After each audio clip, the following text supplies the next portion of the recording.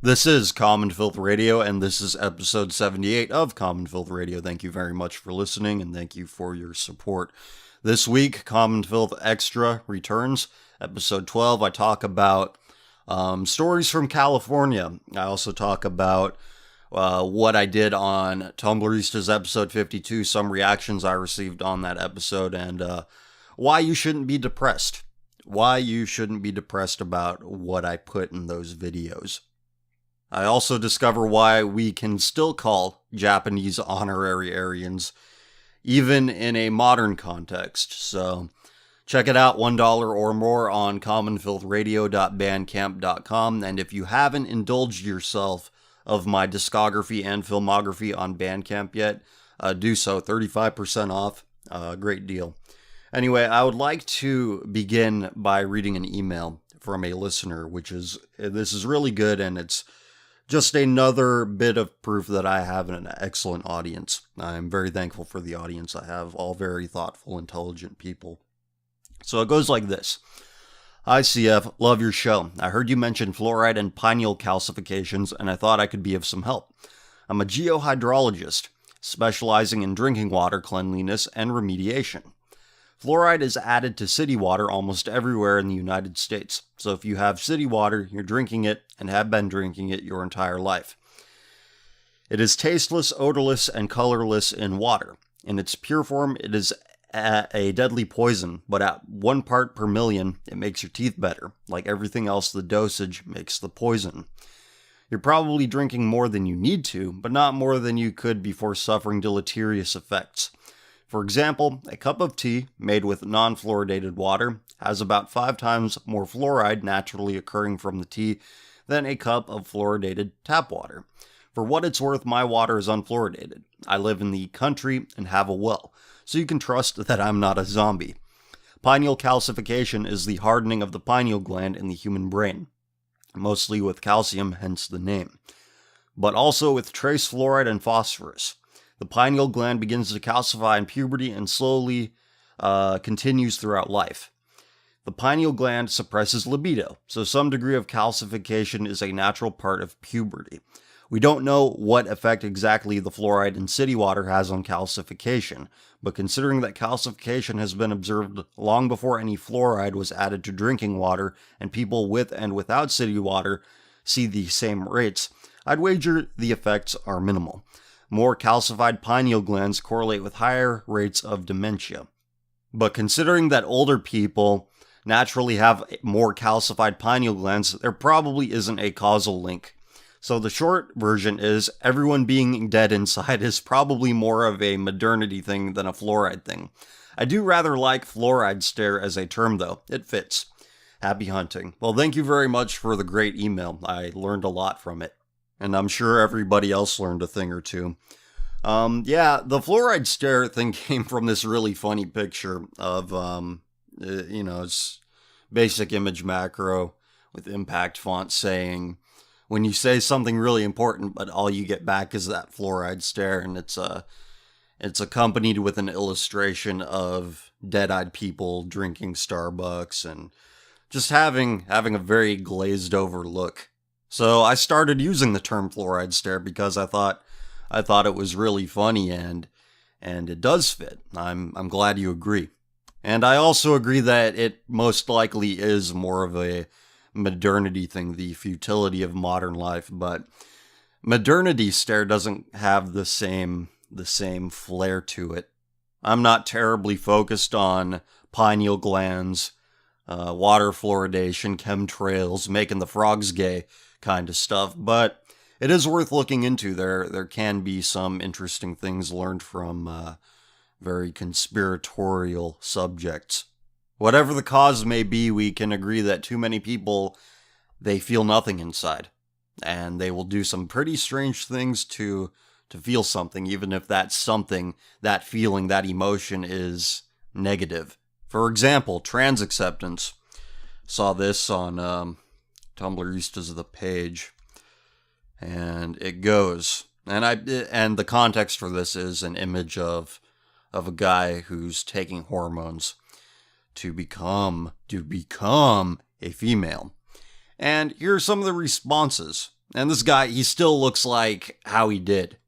Except that he doesn't have any more facial hair and he's wearing makeup. Still has a Jay Leno chin. Very feminine, by the way. But here we go. And he captioned it with HRT is magic. Except that it's not. You still look the same. So we got some responses.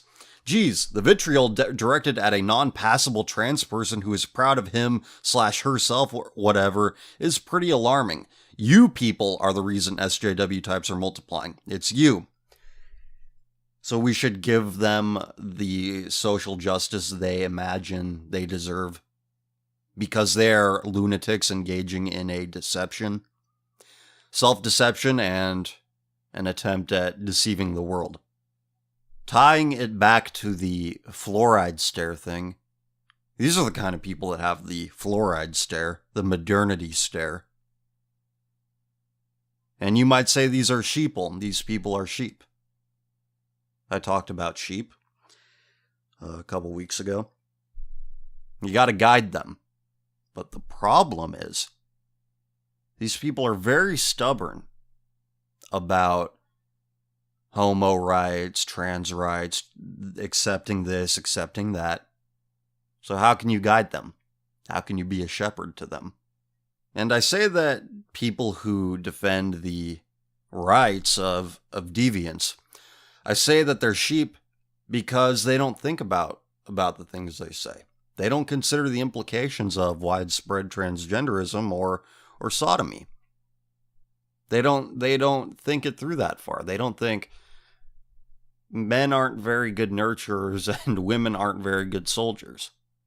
They don't consider the fact that most people who engage in transgenderism or sodomy are people who had some severe trauma happen to them and they don't know how to cope, so they're guessing. They're making very crazy guesses because they are in a very crazy frame of mind.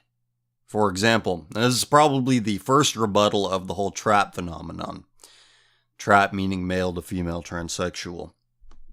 And it's the first. And of course the first rebuttal towards it will be so perfectly childlike.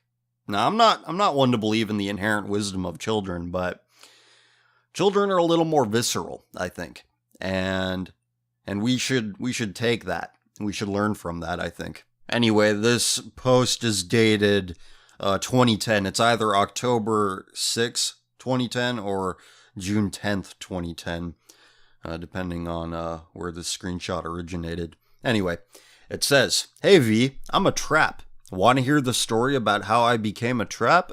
I myself find it quite interesting." The first reply says, "Let me guess. You couldn't find a girlfriend and were scared of growing up and becoming a man in society. God forbid you have to work hard.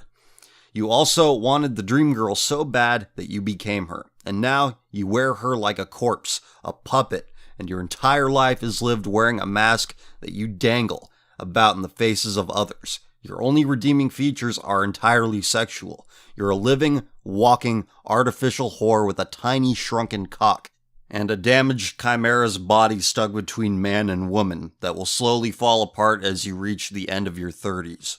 I wish I could say something that eloquent and devastating.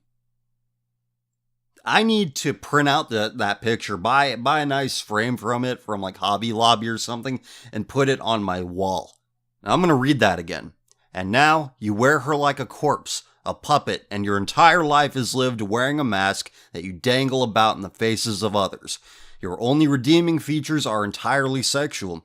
You're a living, walking, artificial whore with a tiny shrunken cock and a damaged chimera's body stuck between man and woman that will slowly fall apart as you reach the end of your 30s. I believe somebody offered an alternative, another alternative for the term fluoride stare. And that alternative term is, what is it? The thousand cock stare. That's it. That's the life of a trap. That is like the best you could hope for. You hope you make a lot of money selling your anus to creepy businessmen. And hope that you can live with the psychological trauma resulting from that. In the end, you're diseased, you're done for, you're screwed. There's no other way to say it. It provides society no benefit. The people who want to become I was born in the wrong body. You're guessing. And you're only thinking about yourself. You're not thinking about the damage you do to others.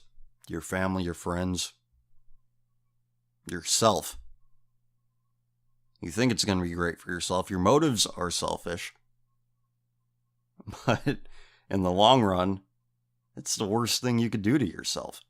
And this is what society, the societal orthodoxy, considers beyond reproach. It's sick. So we'll go back to the other comments that were left for me, or for the people calling this freak out as it should be. Slow Day looking for actual degenerates. What is an actual degenerate? Somebody who, what is your definition of a degenerate if a person that chops its dick off isn't? If some guy chops his dick off, that's not taking him from a good place to a lower place. In other words, the literal definition of degenerate. That one post that I included in Tumblrista's episode 52. It's not degenerate to act like a girl. But is deception not that? We think that lying is a pretty bad thing, don't we? And that's what you're doing. You're lying with your body. You're lying to yourself. Your brain is lying to you. You're lying to your brain, however it works. So we'll continue with this comment. Slow Day looking for actual degenerates. I mean, if you were this desperate, I could have sent pics of this guy down the street who's got interracial parents, or shown you this mildly deaf kid's blog. This is unbelievable that you'd compare transsexualism to mixed blood and deafness. Deafness is not self-inflicted. Most people would choose to have hearing. Being of mixed heritage, that's also not self-inflicted. That's something that is inherent. If two people procreate, two people from two different races procreate. In other words, this person, whoever the fuck this person is, they're equating a very self-destructive behavior to deafness, to being mixed race. Now you might say, ooh, mixed race, you're going to start signaling. I know what you think about race. I know. You don't need to let everybody know. As I've said before, mixed people are more prone to having identity issues. But that wasn't their choice. They didn't choose to be born mixed. And you can argue, well, they didn't choose to be born trans. Yeah, they did. Maybe losing their dream girl wasn't their choice. But they chose how to react to it. You see, it's not entirely what happens to you, it's how you deal with it. Do you deal with it with dignity and grace? Or do you deal with it like a petulant child, kicking and screaming? Like the neotenous piece of trash you are. Many of you might disagree with this, but I believe that depression is more than 50% choice. You can choose to make it better, or you can choose to make it worse. You can choose to make bad decisions while you're feeling lower than usual. Don't get me wrong. Everybody goes through highs and lows due to what's going on in their brain. There might not be a good rhyme or reason for it, but it happens. The trick is to not exacerbate it. Becoming a whore with a shrunken cock, neither male or female, that's a bad choice. That's how you can make it worse. I know I don't have any deaf listeners or viewers. Should work on subtitling. It would be so expensive to get professional subtitling done for this. Yeah, so I guess I can't corner the deaf market. Can't corner the deaf demographic too well, unfortunately. But I do know that I have mixed race people in my audience. So I'd like to ask you, how does it feel? How does it feel that there's at least one person out there that equates you to transsexuals? How do you feel about that? The fluoride stare, the modernity stare, the thousand cock stare. Take your pick. There are some stories that people have sent me that I'm going to get to. But I want to get to this one. Middle schoolers charged with poisoning teacher. Looks like someone took my advice a little too far. Look, I just want to put teachers out of work. I don't want to kill them.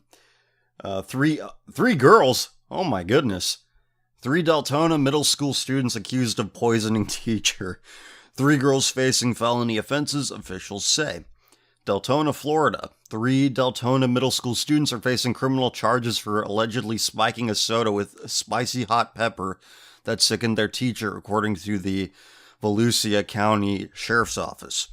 The Volusia County Sheriff's Office launched its investigation after being notified of the incident on Thursday. By Friday evening, 3 12-year-old girls were under arrest. According to the investigators, the incident was caused by a student who was angry about being disciplined. Oh man, I want to know what they're being disciplined for.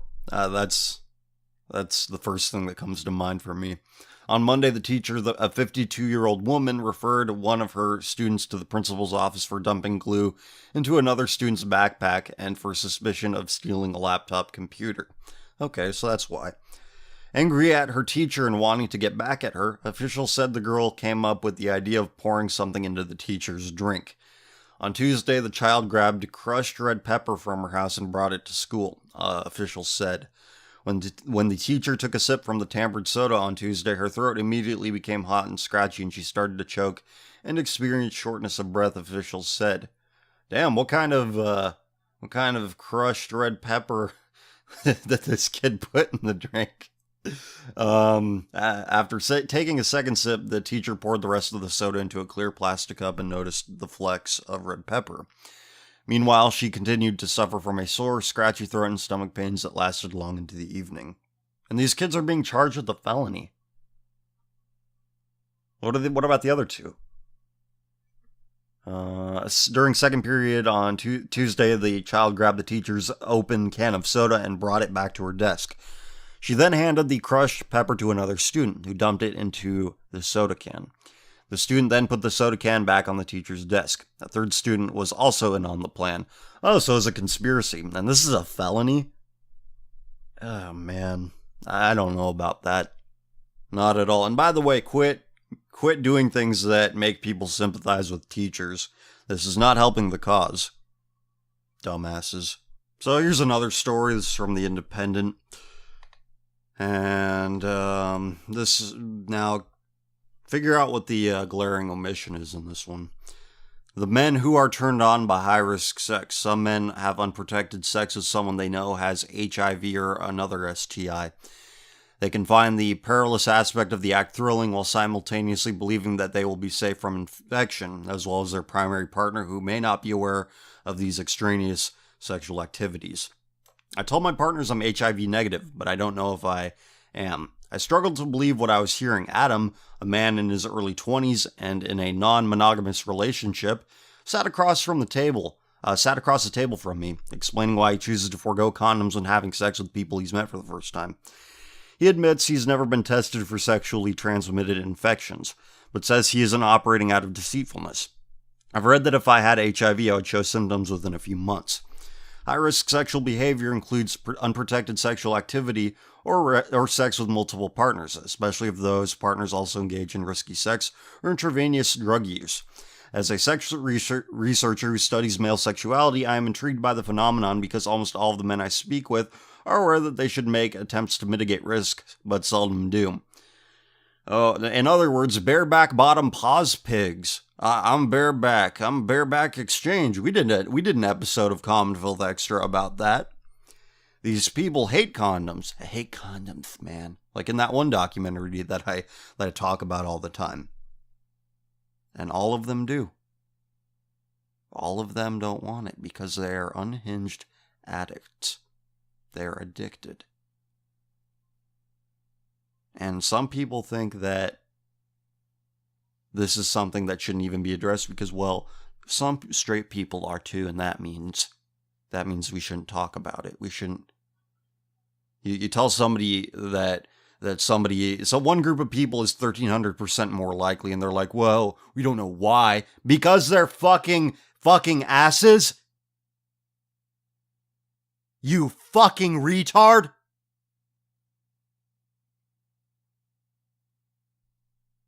Continuing.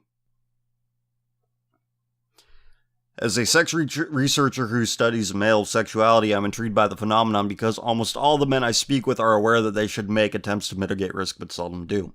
Furthermore, some incorporate high-risk sexual activities as a lifestyle choice. It's not life, it's death. Death style. And express pride in doing so. Hey, wave that flag. Wave that rainbow flag. Although their choices may be shocking to some, after hearing their stories, I begin to understand the reasoning behind them. Many factors go into the decision to have unprotected sex with a non-monogamous partner. What factors?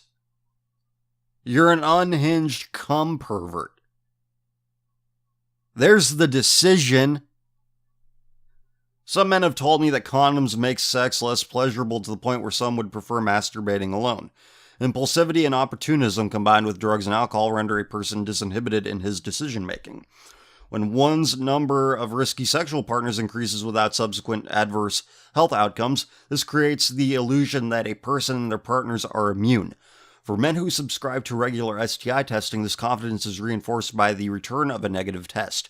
For those like Adam who are not regularly tested for STIs, if ever, their confidence is based on failing to notice any visible symptoms. If I trust someone and they seem legit, I'm willing, Edward says. Seeming legit is based on first impressions of someone's trustworthiness. These people have anonymous sex.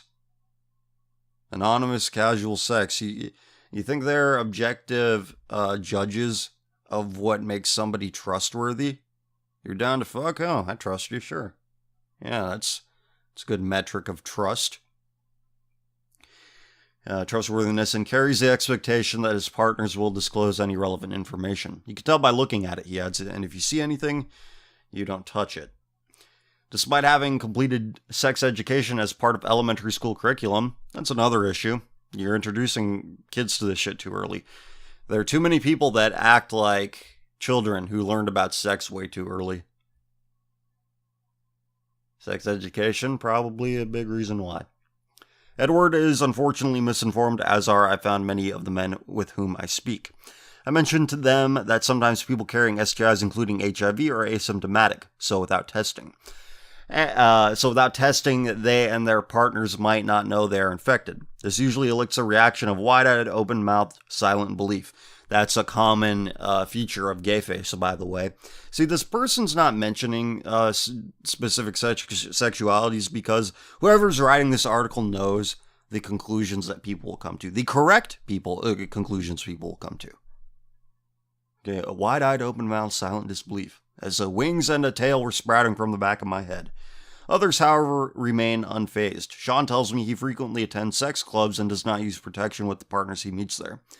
He has also never been tested and doesn't have plans to be anytime in the near future. By the way, this is a UK website.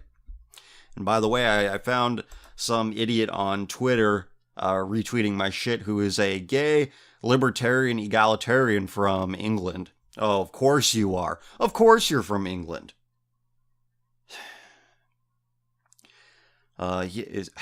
He has also never been tested and doesn't have plans to be anytime in the near future. Sex is the most important thing to me. Look, I don't like being right all the time, but the stuff finds me. I don't pre-read this stuff. I just read the titles. And then I elaborate on the interesting things I think are in the body of the article.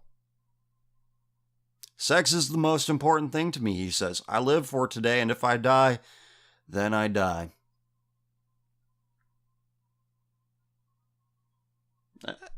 Every assessment I've ever made about this generation of people, it either is true or it has come true. Marcus echoes this sentiment. He speaks proudly about his diverse sex... Oh, God. And another one. He speaks proudly about his diverse sexual interests and his open-mindedness to try anything once. See, here's the problem. This notion of open-mindedness. I see it all the time. You should be more open-minded. The world needs less closed-minded people. What does that mean?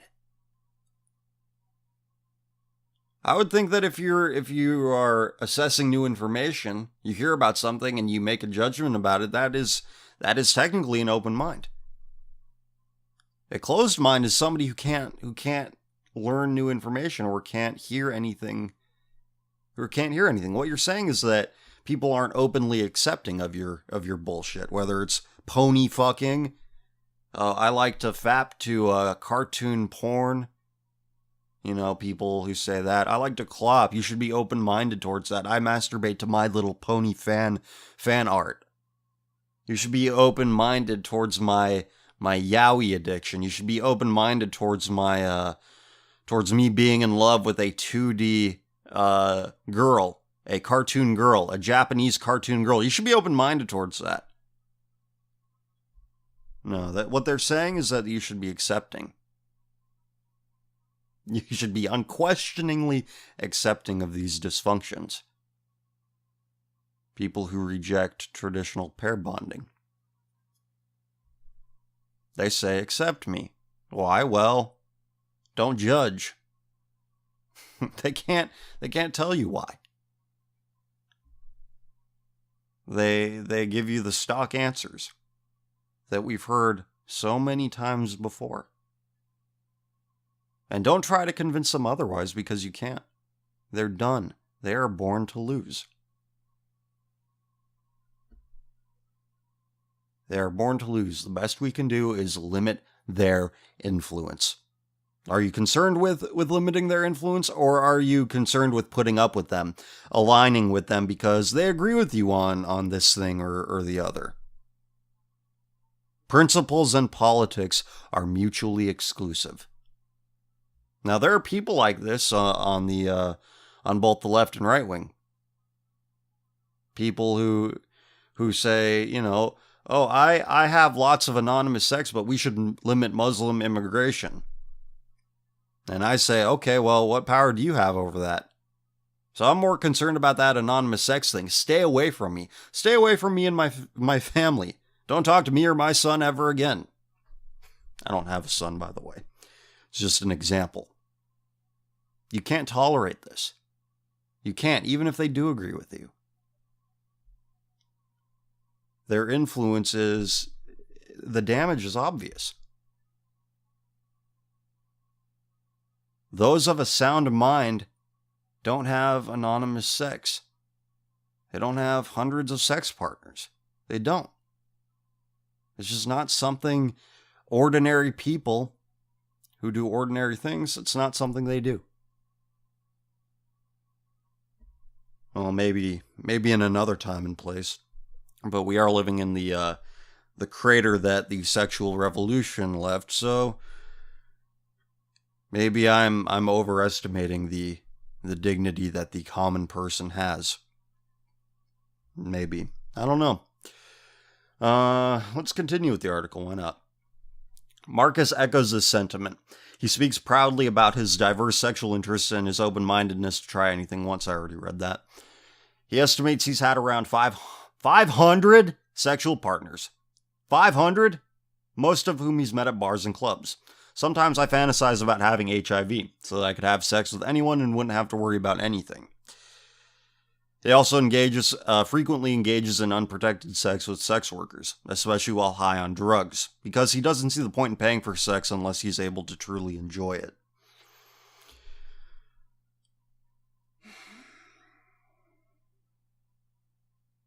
Okay, let's just keep going. We're in too far now.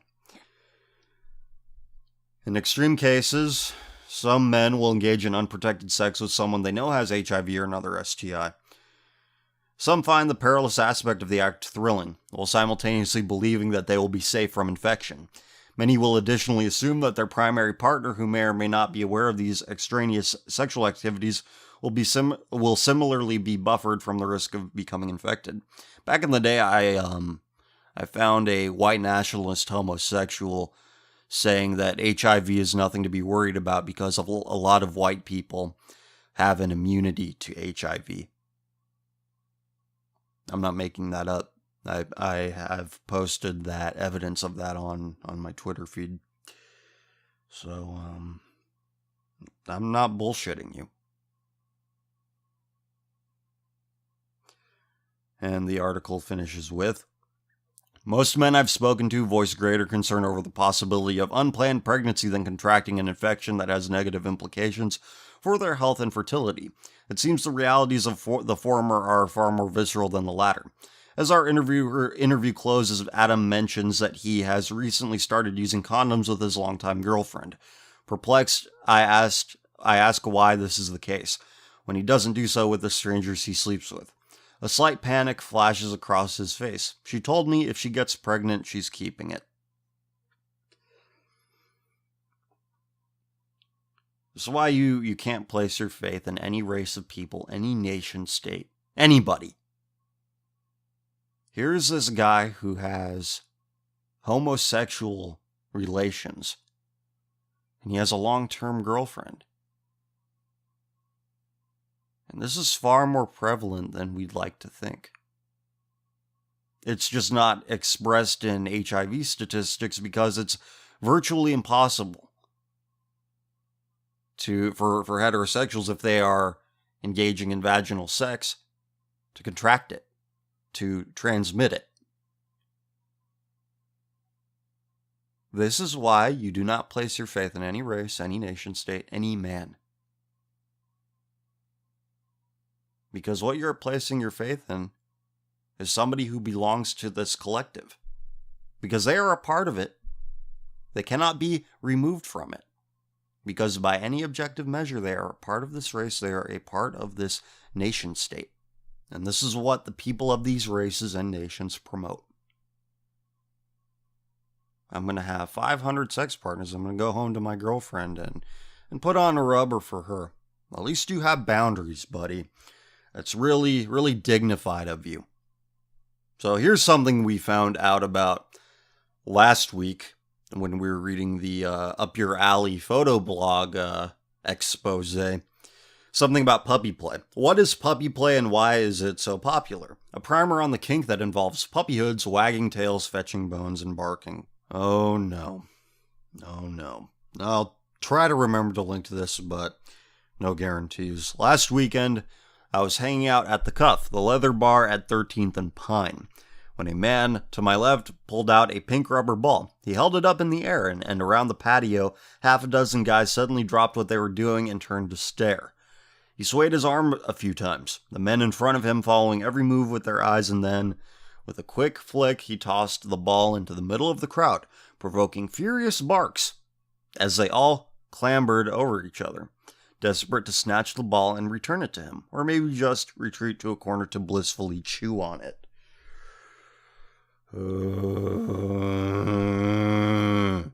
This was the scene at the monthly mosh held by Seattle Pups and Handlers, CPA, our local puppy play group. The Pacific Northwest is a great place. Come home, man, white man. White man. We have white people. Yeah, so we're gonna bring all the white people. We're gonna bring them to puppy play land. We're gonna bring them to the land of puppy play. Seattle, great Caucasian city. Surely you've heard of puppy play. It's surging in popularity among the gays, and if history is any guide, will be surging among the straights in 5 years when we've moved on to something else. Yes. How does it feel? How does it feel that your fellow cishets, their culture is downstream from the sewage pipe that is gay culture? This is what your fellow sissies, your cishet friends, are making friends with. This is what they defend on Facebook. On Facebook.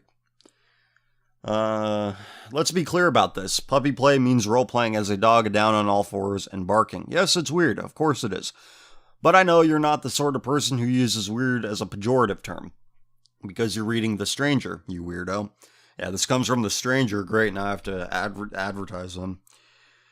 If you're having trouble understanding the appeal of puppy play, just imagine how amazing it would be if there were a form of group relaxation where you could empty your mind of all your cares, forget all of your responsibilities, lower all of your defenses, and bypass small talk forever. Now imagine that vigorous cuddling and praise are key components of this relaxation technique. And did I mention snacks? You get snacks. Awesome. Why aren't we pupping right now? The rules are simple. There aren't any. The entry level is so low and non-threatening. CPAW, Vice President Pup Amp, told me. This guy's name is Amp. He calls himself Amp. You douchebag. All a puppy has to do, he explained, is relax and switch their brain from that of a logical calculator to a reactive animal. When he's in pup mode, he said, he has no real inner monologue, just me at my rawest form.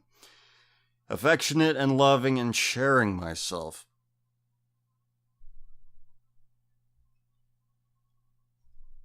I don't know what to say.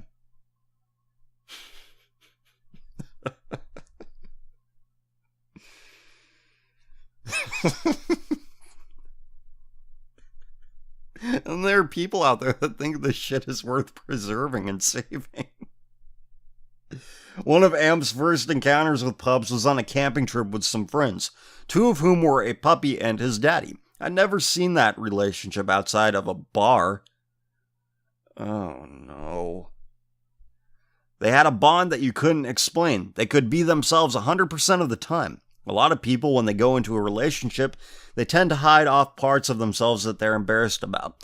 But puppies are out there. They're always themselves. Their personalities and their emotions are on their sleeves. Pups can't maintain much guile, and that honesty is a big draw for pups like Foss and Chance. Two friends I met at the mosh. Foss identifies as a therapy pup, going down on all fours to cuddle and nurture and comfort. Prior to this, he studied to become a pastor.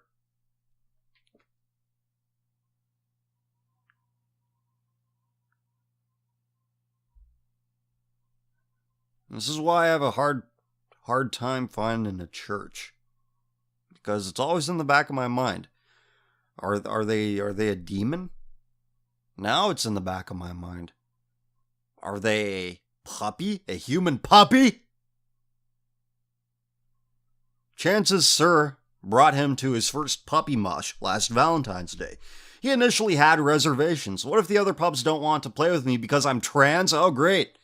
Great, we have gay puppy humans, and now we have trans puppy humans. So you're a transgender trans species.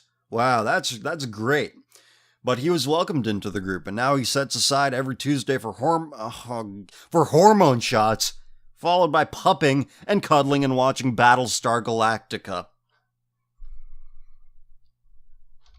Is this like an Onion type site? Is this like an?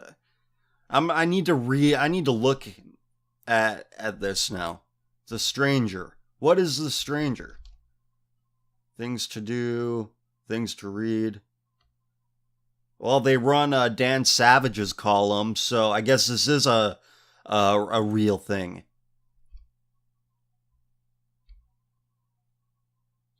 How do I put this into context? Is there a context? No, it's pure chaos, and that's what your average millennial wants. They want chaos. They want chaos in their gender. They want chaos in their sexuality. Well, the opposite of chaos is order. Order and reason are we can say are the same thing. I think we can all agree with that. And hell is a place without reason. These people want to make hell a place on earth. Is it working? Maybe it is. I was looking for something that would be fun and playful and a release, Pup Tugger said. He was a crowd favorite this year at International Mr. Leather, where he exploded assumptions about Leatherman by strutting onto the stage in high femme stiletto heels, a corset, and a fur wrap. It was a stunning show of bravado, but just a few years ago he struggled with debilitating anxiety. Then he met a Dom who flew him out to Oklahoma for a pup vacation. Hey, they're out in Oklahoma too. The most middle of middle America. And Tugger discovered that his unease melted away when he was a poodle.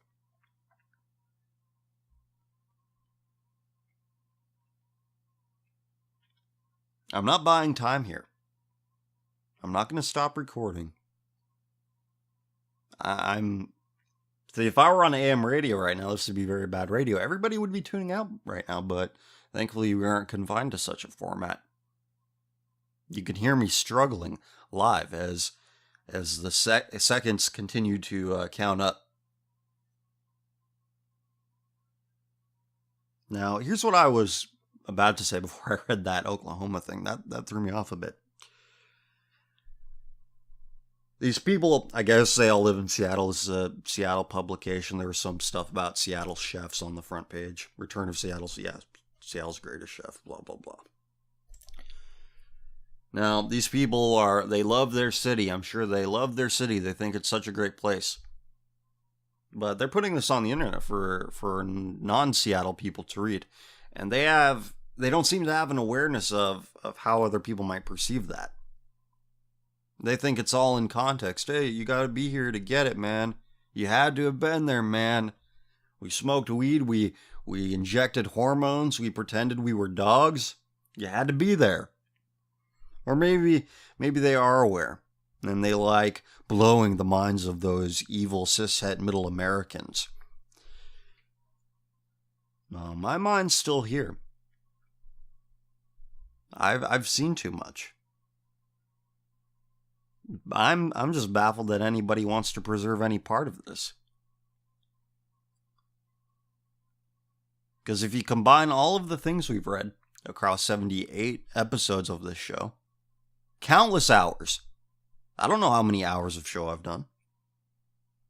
It's a lot. All the things we've read, it all adds up. All the people sympathetic to it, all the people engaging in it, it adds up. Millions of people. Even if they aren't dressing up as leather puppies. Gay leather puppies who find themselves in Oklahoma in a dilapidated, on the verge of being condemned trailer in Oklahoma. Think of all of the things we've read here. It adds up. And each thing I've read, each bit of information I've been exposed to has been a crack in the dam. You see, it's not just one thing, and I'll get to that later. I'm going to use that example for another thing. Anyway, it took practice and his first time. I put on a hood and was trying a little too hard, and finally the Dom looked at me and said, "You're still thinking. You're thinking about how to do this and worried about looking dumb. Let go, just react, just play." Learning to let go. Reacting to the world instead of staying in his head and just playing helped change Tugger from a nervous, shy guy to the proud leather poodle who turned every head at this year's IML. I think it was like International Mr. Leather. I don't remember. Maybe I got that right. These days, Tugger serves as Mr. Phoenix Leather and is a voice for puppies of all stripes, including cuddly nuzzle pups, watchdogs who guard the group from the sidelines, playful pups who like to pounce, and wrestlers who push each other over to establish dominance. As for himself, he said, "I'm very proud of the fact that I'm a standard poodle." In other words, he presents as fluffy and effeminate, but he's also loyal and oriented towards stereotypically masculine endeavors like hunting, though not necessarily for animals. No, hunting for animals, getting your hunting license, staying within the bag count, no, that's inhumane. That's not conservation. But acting like a dog, that's something to strive for. I can't put this into. Well, how it speaks for itself. But maybe there's something I can say at the end of it. If we get to the end, making friends and calming nerves, overcoming fears, understanding yourself. Puppy play seems to serve a psychological function that other kinks don't always reach. You'll note that we haven't even talked about sex.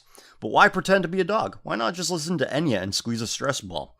That's harder to answer, but I suspect that some pups just need a more forceful way to relax. Or maybe the structure of puppy play, loose though it may be, provides permission to unwind.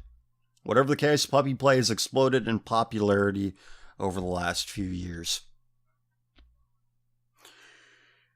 We tend to have waves, said Daddy Jeff, owner of Doghouse Leathers on Pike Street. A dozen years ago, it was all about boy empowerment. Boy empowerment? Whatever the current trend, it's just one more way for people to get along. It's become a community, he said. You get newbies or people around to lend a helping paw. Or people who look out for wolves. It's taking care of each other. Doghouse just opened a new expansion featuring more electro gear, superhero singlets, a permanent boot black stand, and of course more pup gear. From hoods to tails to mitts. These accessories play a crucial role in getting into the pup headspace, serving as positive meditation triggers in the same way that other people might use a ringing gong or cucumber mask. I have a few friends that get home from work, and their life is puppy, said Seapaw resident Nightcat. They take an hour when they get through the door, and they progress down into puppy mode. A lot of these people work in jobs where they run things, he added. It's not having to think about work email calendars. That's all left at the door. Other pups take a more integrated approach. I use my pup parts in everyday life, said Foss, the former theology student who now identifies as a sheepdog. Calling himself a shepherd, he said, felt a little too presumptuous after all that religious instruction. These days, Foss runs training programs at a corporate day job. By night, he's often rounding up his fellow burlesque performers to put on a show. There are always sheep that need their heels nipped at, he said, looking down as Chance nuzzled his shoulder. Chance's eyes were closed, and he was gently yipping. Now, there are comments to this story, and I'm going to look. Wait, you might also be interested in this. Being a furry can change your life. Related question. Am I secretly a furry? Well, according to the logic that these people often express, if you are against something, if you are blank phobic, that means you are secretly that thing. You secretly enjoy it. Which tells you a lot about what they think of the honesty of the average person, because they themselves are dishonest. It should go without saying that popular in the headline means more popular than we imagined, but still not absolutely popular. Oh, we'll get there. Who's a good boy? Who wants their belly rub? Rub-a-dub-dub. Who's a puppy-wuppy? Go get your frisbee. I love this idea. Where can I try? Can the puppy and human change roles? Once a pup, always a pup? I can't say I totally get it, but I try really hard not to be judgmental about pups. Don't judge. Don't judge. Don't judge. Don't judge. Don't judge. Don't judge. Don't judge. For me personally, I don't like the trans species aspect. Oh, but you like the transgender aspect. Trans species, that's a bridge too far. Fuck you. I know it's not about bestiality at all. I know that. Really, I do. No, you don't, because that's the next step. It's already happening. I'm reading about chicks in Seattle dog parks who seem to have relationships with their dogs, and they're always male dogs too. Somebody told me that. But seeing those puppy hoods makes me think of it and turns me off. Oh, that's what turns you off. Okay. I'll save you some time preparing next week's corrections. In last week's issue, Matt Baum erroneously implied that straights, A, are not into puppy play, and B, won't get hip till gays think it's tired. We have since taught him how to use a search engine, procured him accounts on FetLife and CollarMe. Oh, we heard about FetLife from that one girl who fucks dogs. Oh yeah, I just remembered. We are on the path to that. Interspecies relationships. Same love, am I right? And sent him to Anthrocon. The stranger regrets his smug errors. Well, these people are so sassy and snarky, like that Milo guy. That Milo guy is really great. I really like him. I wonder if he's into puppy play. I bet he thinks it's great. Yeah, the hoods don't do it for me either. And we're still reading the comments, by the way. Yeah, the hoods don't do it for me either. When I played with pups, I tend to use things like the rubber balls or even a rubber chewy bone to help submerge them into that headspace. And playing old tug-of-war with an old sock is always a favorite. Oh, so this guy here, he's talking about how what he likes to do when he's a puppy. Sometimes even more so if it's just been dug out of the laundry. Oh, that's fucking you fucking pigs. And again, I'm insulting pigs by saying that, because even pigs don't do this. Interesting. This is another one. Interesting. I believe a lot of masculine role plays are ways to stay in the be strong injunction and be able to take care / be taken care of while not having to say it and thus not having to show one's vulnerability. The author writes about the pleasure of vigorous cuddling and praise. What if that could happen without having to wear masks? What if intimacy was about daring to be without having to do or perform? I do not mind about wearing masks. I am just wondering why some people need to normalize their experience by finding psychological justification to their actions. Oh, how we could apply this line of reasoning to the very things you accept. More. The stranger also regrets their failure shared with some of their commenters to use the word furry. Another comment? No, they're different. Pups are on Facebook, furries are on Twitter. I don't know. I thought they were everywhere, but, you're the expert. You're the expert. I don't know, I get the animal mindset, but I don't get the puppy play implementation of it. Maybe it's something you have to be gay to make sense of. If you have to be something to make sense of it, it doesn't make any sense. Sense should be a universal thing understood by everybody, except for those who are so mentally distant that they believe I'm going to put on a leather mask and be a sheepdog. I bring out the animal mindset as a coping mechanism several times a day. For me, it's always predacious, never social, and certainly not sexual. Damping down complex thought and higher levels of abstraction allows me to respite from racing thoughts and other symptoms of my anxiety. And by giving myself over to a sort of primal rage, I can temporarily ignore pain and fatigue. But as much as I do that, I never really identify even for a moment as anything other than what I am. I guess the identification with a particular kind of animal, even a particular breed, is what seems strange to me. Oh, that's what's strange. Yeah, I'm just an animal in general, man. I'm from Seattle. You wouldn't get it. The Seattle stare. How about that? That's a candidate for an episode title. This episode's title. Well, that and the sexuality. As much as they share similarities, I like to keep libido, hunger, and bloodthirst separate. Pups generally keep to themselves. Furries ruin Pokemon for anyone who uses Google image search. Yif and hell for fags. Well, I agree with that part. Hey, truth, furry Twitter is totally a thing. They're referencing a previous comment. So updating the old handkerchief code thing. Oh yeah, I found out about the handkerchief code thing. Being on Tumblr one time, searching in some tag. The yellow one means that they like to pee in each other's mouths, by the way. I wish I didn't know that, but I do. Updating the old handkerchief code thing. Does it mean you're one kind of puppy play if you have a milk bone in your back pocket and another if it's an old tennis ball? Oh, they're so clever and snarky. They're just like that Milo guy. So wait, which ones are gay again? I'm getting a little confused about which social media they're supposed to wear the earring in. See, these people, it's like they think they're clever. Well, it's like it doesn't say anything. It's like, all it says is, look how gay we are. We know all about gay stuff and we're so accepting and accepted. Isn't that great? We sure got one over on mainstream society. Good thing they don't know this is how we behave. This is how we spend our free time, amongst many other disgusting things. Doing other disgusting things. The author certainly hasn't spent much time on FetLife or looking into pet play outside of the gay world if he thinks that is the only universe it is popular. I'm very much a puppy here, and even though I do identify as bi, so I'm not gay, but I'm bi. That's what they're saying. How much sense does that make? Oh, I'm not gay, but I like to suck cock. Fuck you. Fuck you. Fuck all of you. I hope you're...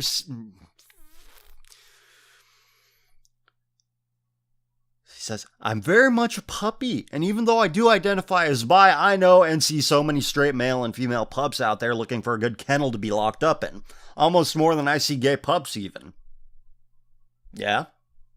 Okay. It's a proportionality thing, though. You have 3% of the general population identifies as LGBT. So, what's the spread? What's the distribution? But hey, gay people don't need to know how to do math. That's they don't even need to know about the concepts. They're the natural aristocrats. That's for you unwashed people. We're the great preservers of civilization and culture, like puppy play. What would we ever do without puppy play?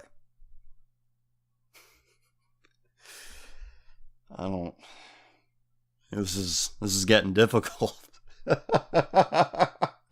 Nonetheless, it is nice to see more articles pop up to expose others that have never heard of puppy play to a new world of fun, rough and good times. Wiggle wiggle pup at. They have a website. Should I put my IP address on this website? Too late. Can't go back. I just did it. Diary of a Human Pup. And this is a very active blog. They updated 8 days ago. And this is no. They have like a bunch of porn ads. This is how they make their money. Oh, and there's a coupon. You get 5% off the pet crawler. Perfect bondage for all human pets. What a deal. Wow, what a bargain. I'm going to order one right now. Yeah, I can't wait. This is basically a porn blog. I regret even copying and pasting that. People who live in these populated urban areas, just wow. You will never understand how lucky you are to live around this kind of stuff. Always 1,000 people within a 10-minute walk in your exact niche for you to hang out with. Act like a dog where I live and some drunk asshole will shoot you. End of story. Some of us don't get to enjoy life. We just have to swallow whatever gets crammed down our throat until we die. Well, if it were a cock or like a 16-inch dildo, I'm sure you'd like that a lot. Some drunk asshole would assault you with a dildo. You'd like that. People who live in these populated areas, there's people who are lamenting the fact that they don't live around human waste. Everybody wants, you know what? This is why you need to be thankful. I am where I should be. I don't need the big city. I say that to myself all the time. Not that you don't need the big city, but you got to be thankful. You got to say, God, thank you. Thank you. I don't know if I could handle more than this, so thank you. Whatever stuff's going on in my life, you know what? Maybe I've done some stuff to bring that upon me, but you know what? I'm where I am right now is fine. Thank you, God. Thank you.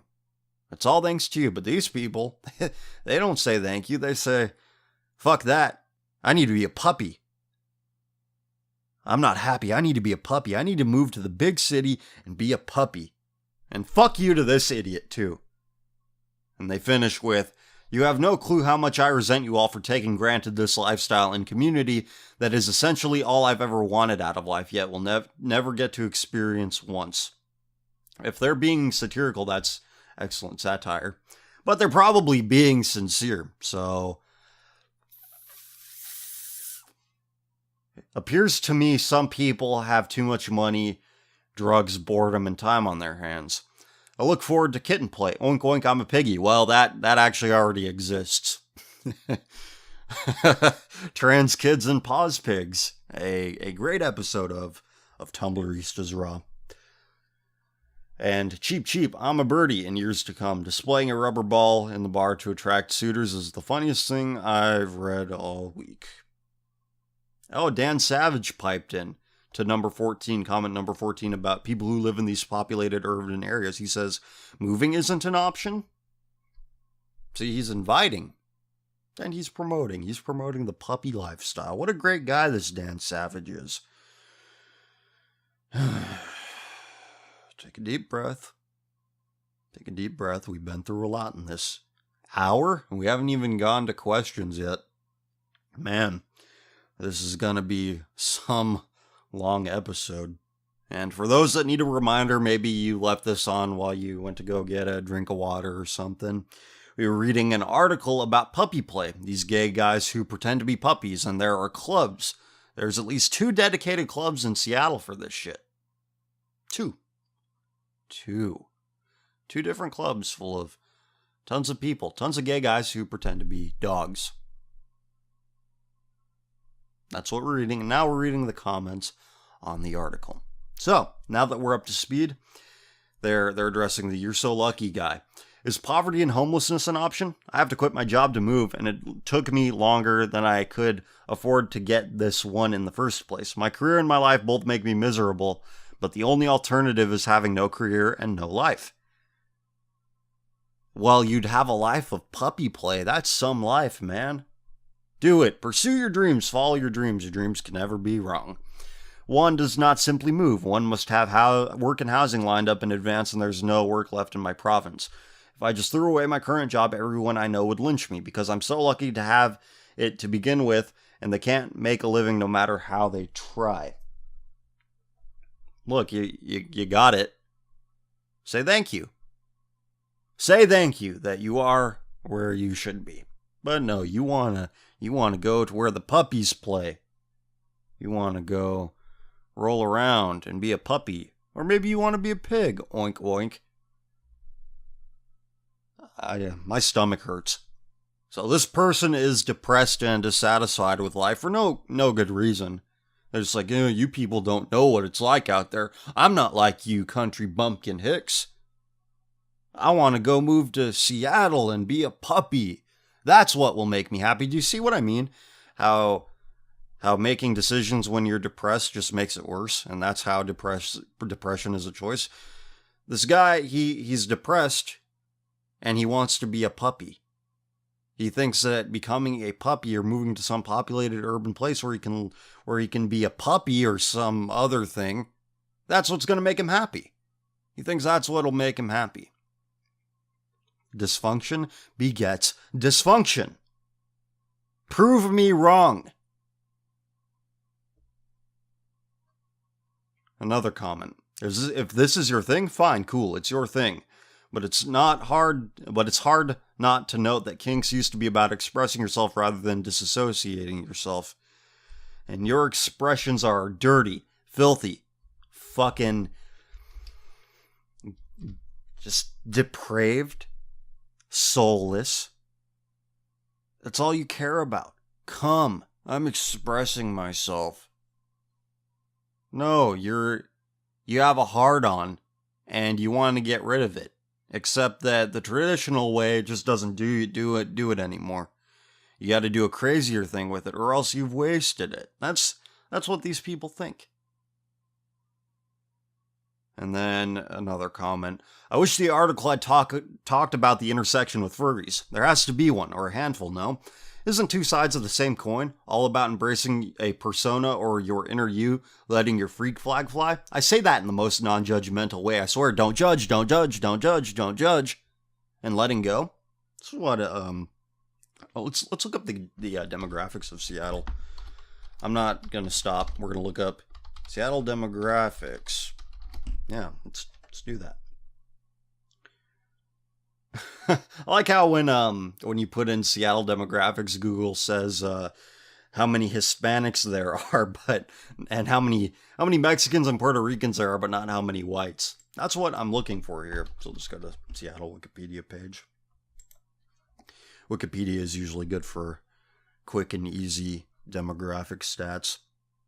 And the last U.S. census was 2010, so it was a while ago, but still pretty up to date. We are closer to 2020 than we are to 2010, but even still, we'll go with it. White. Non-Hispanic white, 66%.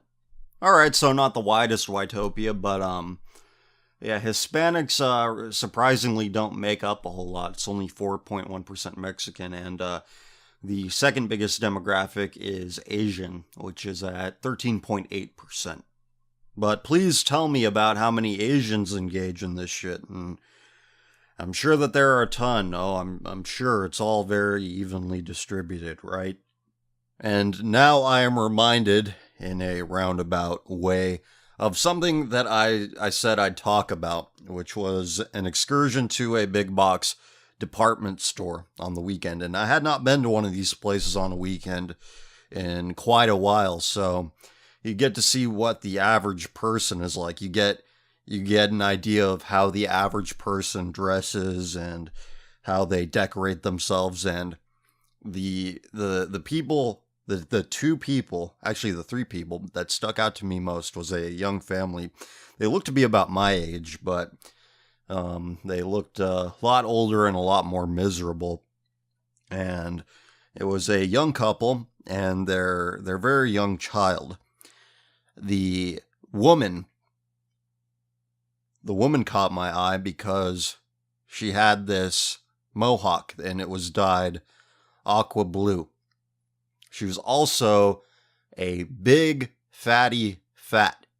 A disgusting, fat, shapeless blob. And she was barking orders at her, I don't want to call this guy her possible husband or boyfriend. I'm just going to say, gender non-specific life partner, except for when she decides to get a divorce. And this guy's slouching. He's like, has his head down at an ever so slight tilt, but just enough to let you know this guy has no will to live. And they brought a child into this world, which had the brightest blonde hair I've ever seen on a child. And I wondered how the hell this ham beast conceived. And I want to know how this guy got it up. He got himself into a state of arousal in order to impregnate this ham beast with an aqua blue mohawk. Imagine having that as a mother. I guarantee you that kid is going to be so negatively affected by his upbringing or her upbringing. I couldn't tell what the kid was. I want to say it was a boy because it didn't seem to be dressed in feminine clothing, but knowing the mother, what she looked like, it's probably a girl and she's dressing the kid up as a boy. That kid is going to grow up with such a negative view of both men and women. Dad is a spineless dork who engages in the sin of letting his wife push him around. And it's mom. The mom is an overweight tank girl with a perpetual axe to grind because of something Zur read on the internet. Zizim Zur probably identifies as non-binary. My mom's not. My mom's real great. She identifies. Oh, I'm sorry. Z identifies as non-binary. The modern white couple. Fat, shapeless bull dyke with tattoos and an aqua blue mohawk, and her slouchy, spineless, man-child husband. Oh, I'm sorry, no. I forgot. Life partner, except for it's not life, because some divorce lawyer is going to get work, believe me. And they have a small child who has no idea that its parents are soulless, soul-destroying heretics who will gladly sacrifice their child's innocence. I saw that child being consumed, live and in person. It's little things like this. It is the ambience of everyday life which influences me the most. It's not stuff that I can remember the specifics of, but I remember the emotional effect it has on me. Witnessing directionless, wayward souls in any way imaginable, every way imaginable. It's like little cracks in the dam. Crack, crack, crack. Until more water leaks out, until it's broken. You can't say it's one crack that busts open the dam. It's not one thing. It's never just one thing that leads you to have the worldview that you do. It is a series of events. Straw that broke the camel's back. It's not that straw. It's everything else leading up to it. Moments like the one I just described. Mohawk girl, her henpecked husband. I'm not going to bother correcting myself that time. And their child, clueless as to what is happening to it. Maybe that would have broken my faith in any color of man, if it hadn't been already. It has been for a while, but I haven't found a way to articulate it. Another idea that I've had, another feeling I've had, that I could not put into good enough words until now. It's not an epiphany. It's not a sudden realization. I've had it for a while. It's just a matter of finding the right words to convey what you're feeling. I've realized something. Many people have called this generation the entitled generation, and there's a lot of truth to that. Lots of truth to that. But we're not just entitled to give-me-dats. We don't feel entitled to give-me-dats, government jobs, education, $15 an hour minimum wage. No, it's not just that. We think we are entitled to act on our feelings. Let me tell you something. You are not entitled to act upon your feelings. Blue hair mohawk tank girl probably feels entitled to her feeling that she should raise her child in a genderless environment where the binary is reversed. No, there is no binary. And her child is the subject of this experimentation. Wow, finally, everything I learned in college, I get to put it into practice on this helpless thing that needs every bit of guidance and is receiving none of it. She's acting on her feelings. Your feelings are wrong. And I will point to the divorce rate as proof of this. Your feelings are wrong. I will point to the amount of domestic violence that occurs in lesbian couples, in homosexual couples. Your feelings are wrong. I will point to the suicide rate of transsexuals. Your feelings are wrong. And I'd find it a lot funnier if it were far less prevalent. But I think it's far more prevalent than we'd like to admit. People acting on their wrong feelings. How many people voted for Barack Obama the first time around? I think it's something like 69 million people. You add up all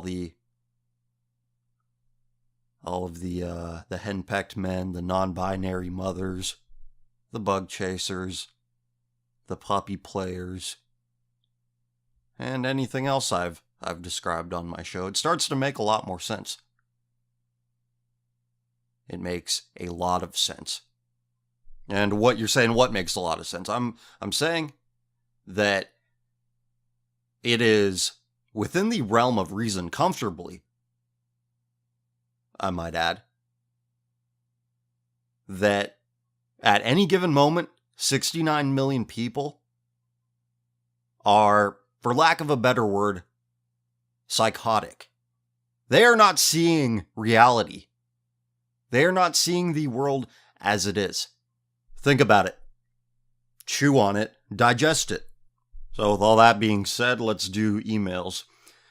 Hey, Common Filth, first-time emailer, long-time listener. You don't have to read this in a video if you want, or you can answer it separately altogether, your call. I don't mean to come off as standish when I write this, but I'd like to know where you acquired your beliefs. What was your upbringing like as a kid, and what caused you to want to be vocal about your beliefs? I watched a lot of your earlier videos, if you can even call them that, and they seem to be very inspired heavily by Nobody TM, yet we never hear a lot about you and how you came to be, per se. You seem to be an introverted, rational guy who is sick and tired of the perversity of society, as many of us here are, and decided to rather sit in an apathetic drone-like state and become desensitized to the outside world. You chose to speak out against the filth that is ever so common in our society. But if it wasn't for a negative reaction to this filth, sparked by a belief or moralistic tradition you held, he wouldn't have started the show and carried it on for over a year and a half now. TLDR, what was your upbringing like, and where/when did you develop the beliefs you had? Again, I don't believe we get to hear a lot about you, and I thought I'd be the one to ask since not a lot of people, to my knowledge, do. I do what I do because I can't help it. I can't help who I am. I can't help how I react to things. And there is nothing wrong with how I react to the filth that is so pervasive in society. Unlike some other people that they can't see a way to stop it, so they say, oh, it doesn't matter. Or, well, I have a friend like that, and, well, that means it's okay. Or, well, they align with me politically, so I'm going to tolerate that behavior. No. To hell with that. I see too many people who should know better making excuses for the worst behavior imaginable. And those who engage and defend the worst behavior imaginable, I was always sickened by their arrogance first and foremost. It wasn't until later that I realized that the arrogance is a front.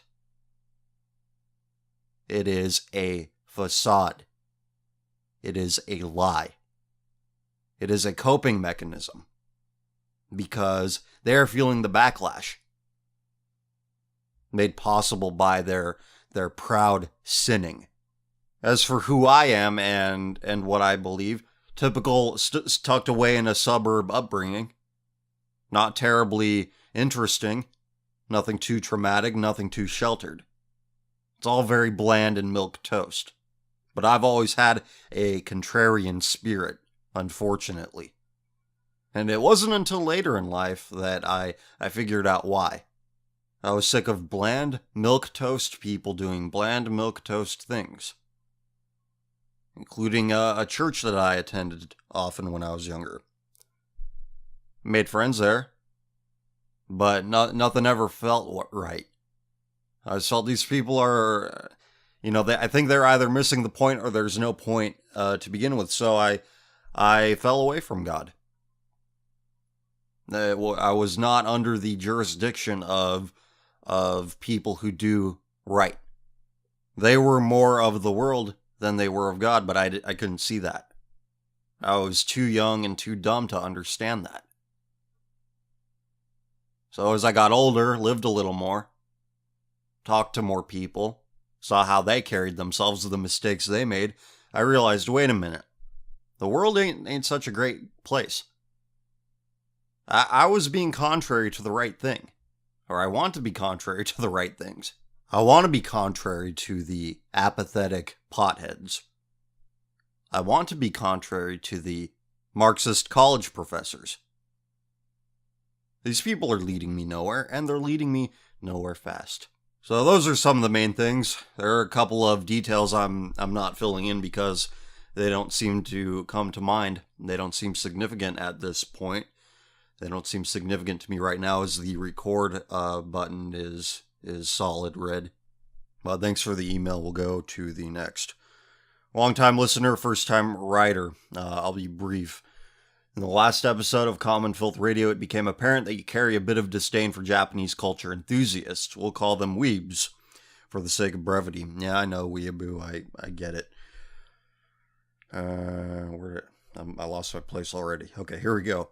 Disdain, which I fully understand, don't get me wrong, but I would still like to give my perspective on the matter. The first thing I'll say is that the person who wrote in the last episode was referring to a character from a Western game created by an American studio that had little or nothing to do with Japan, and that it is not a game representative of the weeb community at all, as every 14-year-old on V and their mother has played it. The person who wrote in most likely hasn't delved any deeper than that into the culture. If anything, it's more representative of 4chan as a community, but I am getting off point. Why would it be representative of 4chan as a community? 4chan didn't factor into what I read last week and was so disgusted by it all. My perception of it is still very 2006, 2007, and anything I see from it is secondhand. So I don't know how that plays in, but we'll continue reading. Anime and the things surrounding it are like any other faucets of entertainment forms of media.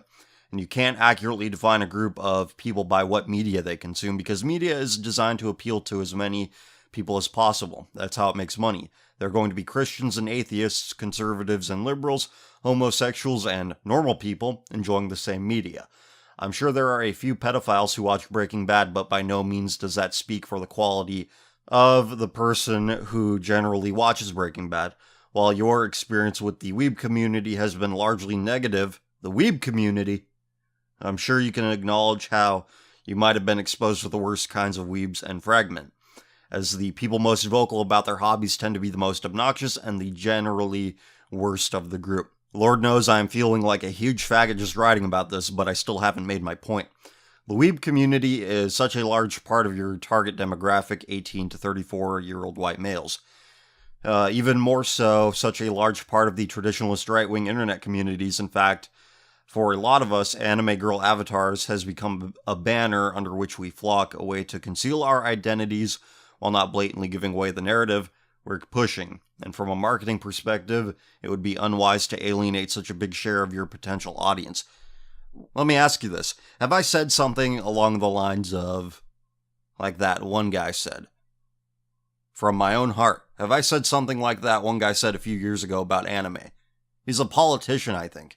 He said anime is proof that 2 nukes were not enough. Have I said anything like that? I don't think so. I've said I've watched some anime before. I've watched Akira, I've watched Midori, which is one of the most upsetting movies I've ever seen, by the way. You see, I don't dismiss art. I consume it, and I let it go. I watch it, see what it's all about, make a judgment, move on. I'm going to get to this in a bit, but I'm going to, my main point, but I'm going to finish your email. I'm not expecting this email to change your mind about the faggots in our midst, because there are a lot, but please let go of the notion that anime is inherently degenerate. It's a lot less cucked than any of the Western television you'll see these days. There is no pushing of the multicultural globalist agenda in Japanese media because of Japan's very isolationist zeitgeist and homogenous population. And there is very little gay shit in anime outside of porn genres for niche groups. I guess the point I'm trying to make is that anime is a perfectly valid, non-degenerate hobby, and I've yet to see a reason otherwise.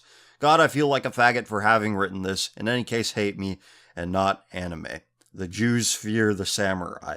I don't know if you listened to the episode on which I talked about this, but I think it was one of the last shows of 2015, where I talked about seeing something about people having Star Wars themed weddings. I was so sickened by that. I couldn't find the words to properly express the sickness I felt. Or maybe I did, who knows. Or maybe you think I did. Regardless, I have a term for these people. They're called alpha consumers. People who consume, who inundate their system with so much garbage that they become the garbage. Like the email we started out the show with said. The difference between medication and poison is dosage. Things like Star Wars, I mean, let's just take it as is, all things being equal. It's just a movie. It's just a movie franchise. People should treat it like that. It's entertainment. You kill time with it. It's a fun way to kill time. You know, this is throwing out all of the gay shit they're going to shoehorn into the next one. But for some people, it's not entertainment. It becomes a lifestyle. Or as I like to say, death style. There's no life in it. The alpha consumer. People who have Star Wars weddings. Perfect example of this. People who take something disposable and frivolous and make it into something far more than what it really is. That is the alpha consumer. And you can find the alpha consumer all throughout academia. They just found a way to make it intellectual. Their sickness. Look, I have a degree in film studies. Look, I have a degree in LGBT poetry. Those kinds of people, I view them as the same thing as Star Wars weddings, and people have Star Wars weddings, and like you say, weeaboos. It's one thing to like something. It's one thing to have a curiosity, a harmless curiosity about something, and it's another to fall in love with women that aren't real and are most likely drawn by men. And not just that, but shun real, living, breathing women for finite, imaginary creatures who have only so many lines of dialogue. I was so fed up at the end of that episode that I had to cut it off. I know what you're talking about last week, something about a limbless. I don't want to even repeat it. I was so fed up that was the straw that broke the camel's back. But what can I say to somebody like that? I can't say anything. You put your faith in worldly things and look what happens. I could give that answer. I know it's not specific enough, but the more specific I get, the more forgiving I get of something like that. And it can't be negotiated with. It can't be compromised with. You can't compromise with it. So you have to say that. You have to say something general like that can apply to many, many situations. Anyway, I'm getting off track here. The alpha consumer. That's what I have a problem with. You see, it's not, oh, damn weeaboo specifically. Too many people make that mistake. They don't know how to find the underlying principle of what is making them angry or what is disgusting them on a visceral level. But that's all I can really say, so I hope that answers a few things for you. I don't know how many things, but we move on. Hello, CF. I hope you're doing well, and thank you for your amazing work. What do you think of George Carlin? As a principle, I do not like comedians. Next. Happy this being discussed on your radio poster just answered here. Thanks for your time. I've been listening to your posts for a while now. I'm a woman in her early 20s and currently studying at one of the top universities in the United Kingdom. Some of the SJW stuff around here is nauseating and very scary. Apparently, literally smashing up history equals equality / progress and isn't akin to book burning. Oh, I heard about that one. Yeah, it's disgusting. Ridiculous. There's a lot you say which I find disagreement with. Some generalizations you make about women being one, as I'm not sure how I'd fit into your worldview. In my heart, I'm heavily drawn towards the exploration, creation, and conquering traits that you highlight as being masculine and do excel at them. This is coming from a proudly feminine, romantic, straight woman who loves and respects her parents, celebrates women as mother figures, though I'm not sure I'd want children myself, and has only ever been in monogamous, long-term, and loving relationships. Plural. But at the same time, there have been streaks of agreement, and listening has encouraged me to reassess my views and how I take in the world around me. What resonates with me a great deal is what you say about not placing your faith in man. For a long time, I think my political opinions and just generally how I saw the world revolved around the idea that people could and should be as caring, thoughtful, and logical as myself. I've been disappointed too many times now. I'm not religious, but I do consider myself spiritual. I've always found it hard to assign myself with a particular religion. I think a lot of this has to do with the corruption within religious institutions the world over. And surely if man is imperfect, his way of interpreting the divine is imperfect too. I've read a great deal of Christian, Hindu, and Buddhist scripture, and human behavior fascinates me. If the greatness of God, beauty, and His will is universal and the person is willing to listen enough and can exercise self-restraint and observe, do you think one can make a deep connection with God without the intermediate of religion? Thanks for your time and best wishes. I will continue listening tentatively. If you ever want to talk about these things more at length, I would be open to discussion. You're saying that religion is an intermediate between God and man. But if you remove that, what is man? Man has no basis of understanding the truth. That truth has to come from God. And I believe that what the Holy Bible, the New Testament, portrays is the truth. You see, more accounts of an event make it more likely that it happened. People seem to ignore the practical side of what's in the New Testament. They focus on children's stories. that are told in the Old Testament, like they're still in Sunday school. It's ridiculous, and it shows how maldeveloped they are. You bring up a good point, that man is imperfect, therefore his interpretation will be imperfect. Right, which is why God came down as a man. A man cannot misinterpret a man. A man can see a man. Man sees himself and, oh, okay, I see. That's another person kind of like me. If God did not manifest himself as a man, God would be inapproachable and incomprehensible to most people. And whenever I hear people say that they're spiritual but not religious, all I hear is I'm trying to avoid an objective standard. I'm trying to avoid being held to an objective standard. I've heard people in my personal life say this. You're avoiding it in your own mind, but the inevitability of that is coming to you either way, whether you recognize it or not. And also, a link that you shared, that gives a whole new meaning to sex education. Students told they can improve career prospects and win extracurricular points by attending a swinging workshop. Manchester Metropolitan University is hosting Polyamory Day. The workshop will look at the growing trend of polyamory. For £5, students can add to their Futures Account award scheme.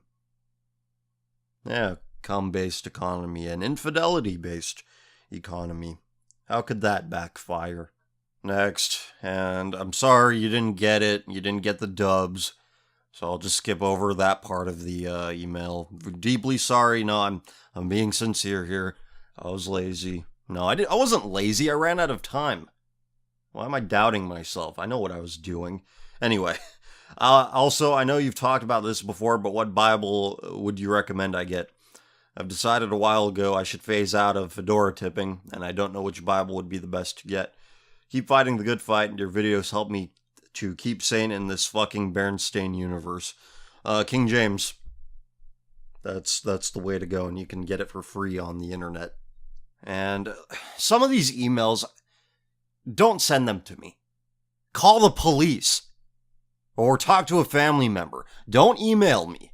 Send me interesting links, perspectives, stories. Anything but shit with possible legal ramifications. Next. Saw this on the news the other day, and more importantly, I saw the comments from the predictable feminists, progressives. You don't have to read aloud this entire email, but really just highlights from this bizarre shit. Basically, men in Kentucky seeking erectile dysfunction treatment would have to visit a doctor twice and have signed permission from their wives before obtaining a prescription for Viagra or other drugs to treat ED. The supposed reasoning behind this bill is retaliation against male legislators who've restricted and legislated abortion. The representative, acknowledged the bill is a pointed response to several measures against abortion in the current legislative session, including Senate Bill 4, which requires a woman seeking an abortion to get counseling 24 hours in advance of the procedure from a health professional. The screeching feminazis call the bill awesome and will even the playing field. IMO, or in my opinion, the common man and woman just seem to be caught in the crossfire between inane female versus male politics.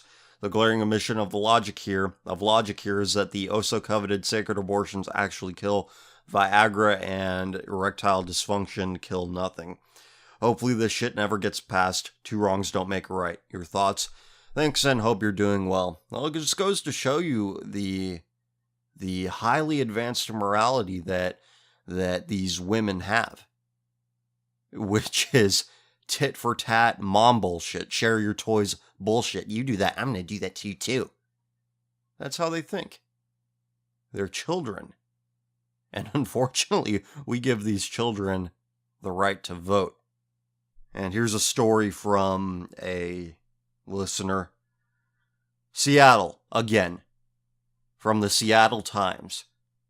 It's like poetry. It rhymes. My transgender daughter should not have to use the men's restroom.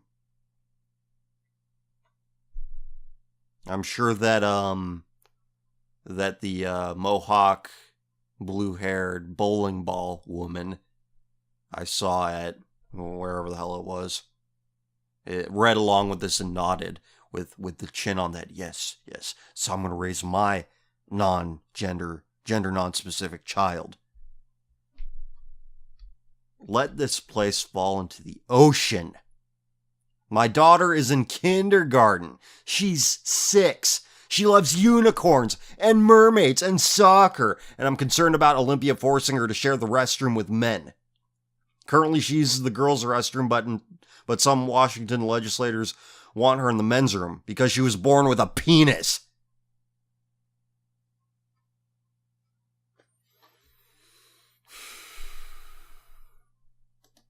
Who are you? Tucker Fitzgerald. Special to the Times, probably a pseudonym. It feels uncomfortable writing about my child's genitals, but I'm not sure how else to protect her. I can't do this. I can't. It should be apparent how sick these people are. How sick this race of people has become. Get your house in order. Or we just continue to blame the Jews, right? Who's their best customer? I'm sure you'll make some doctor and some pharmaceutical salesman very rich when your transgender daughter finally goes on hormones. And now I've clicked on another email too heartbreaking to read. There's no amount of legislation, no amount of elections. There's no political candidate that can fix this. That can fix the spiritual obliteration of this group of people that I happen to belong to. Next. Are you into medieval plain / Gregorian chant? Do you have any favorite faith-related music? No, not really. There's a lot of it, and I don't quite know where to begin. It doesn't seem like a thing that's... I don't think it's meant for the, recorded mediums. Or media, rather. It seems like something that has to be done and heard in a church to be fully experienced. So, no, I don't really seek that out too much. And I don't really know where to find it where I live. Secondly, what are some good music genres you're into? Many suggestions would be cool. Like I've said, I like vaporwave and I like guitar pop stuff. A lot of people have asked me why I like vaporwave. I don't know. I don't. It's something about it is soothing to me. It's probably made by degenerate potheads, but I don't have to be high to enjoy it, which is why I enjoy it. Also, can you recommend some good subreddits that aren't related to politics / morals while staying above the POZ? I'm not very active on Reddit, to be honest with you, and I don't know a lot of good non-political subreddits, to be honest. I use Reddit to organize the questions that I receive, and the questions I receive on there are my focus, and I'm going to get to them. Because I think that the fact that it's public leads people when they're going to... It leads people to a better place when they leave a question or comment because they put more effort into it. They want to come off the best way they possibly can. So I think it's useful. And finally, it sounds dumb, I know, but trust me on this. What are some of your favorite colors or preferably a combination of colors? Black and white are valid. Combinations of blue and green are good. I also like high contrast, like a neon pink, green, or blue on a black background. I like that a lot too. So, yeah, those are good colors. And now for another comment to close on for everyone. Things may be dark right now and the world may around us seem godless, but this is not a reason to give up hope or stray from God. Our enemies are horrible, disgusting, demonic, and terrifying. I know this firsthand, but they should strengthen your faith. Their godless, social filth, to me, proves that godlessness leads to decay, while in contrast, piety leads to happiness. The life of God wants us to live is one that is fruitful, joyous, and wholesome, while the world of pleasure only offers an end ripe of death, decay, and suffering. I guess what I'm getting at is that since his enemies are so sharply visible, we should feel renewed faith that God's word is endlessly more so real. Life may be hard for you now, and I know if you're listening to this, you've suffered from the horrors of the godless world around us in your own way. But our salvation in Christ will quench our suffering 1,000,000 times more than a cool drink quenches thirst, after an honest day's hard work. Amen, and thank you for the email. Next. Do you think that animals should be forgiven for their sin due to the fact that they lack the cognitive ability to even contemplate what is going on at any given time? Therefore, they do not know any better when they are doing something wrong. For example, gluttonous cats who are obese from sleeping and eating, or maybe in a more extreme example, penguins who fuck dead penguins. I'll say this, because you brought up the penguin thing. Everybody likes to bring up how gay penguins are and how gay penguins raise kids together. Yes, penguins also engage in necrophilia. Or what's the correct term for it? Necrophilia is like you're turned on by it, but it's not the act itself. I don't know, the word escapes me. Yeah. This goes to show you what Manny Pacquiao should have said was, and I think he lacks the perspective to put it into this context. What he should have said was, look at how homosexuals justify their behavior. They use penguins as an example. And penguins, they fornicate with dead penguins. That's what he should have said. That would have gone nuclear if he said that. All right, next. I've seen you compare Donald Trump's hype to Obama's marketing in 2008. The thing is, aren't you falling into a similar trap as the people who say that you and I, who have standards, don't like certain behaviors, are just like SJWs because they also have their own standards and behaviors they disapprove of? Look, what I'm saying is this: people are setting themselves up for grave, grave disappointment. But I'll continue reading. I mean, sure, both men are running for office counter to what the leading party is, Republicans in 2008 and Democrats in 2016. But aren't they fighting for completely different things and appealing to different demographics? In 2008, Obama had the support of special interests, and the media marketed him to the fluoride stare zombies that believe everything on the news, and to political know-nothings that didn't know any better. Kind of like how Hillary is being protected now. With Trump, it's been the opposite and an uphill battle since everyone in power seems intent on getting rid of him and sabotaging his campaign. Look, I say I can make the two comparisons because the fervor is the same. And what I'm saying is that you're going to be very, very disappointed if you think that this expectation can be matched. I mean, people calling him God Emperor and if they're homos, Daddy. That's sick. He is a man, just like any other, maybe with more impressive accolades. And look, should he come to power, I will pray that he makes the right decisions. I will pray that the hand of God touches his heart and he makes the right decisions.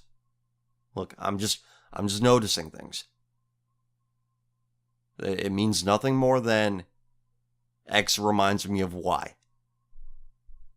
I guess my question is, what specifically do you see as being similar other than both having strong momentum?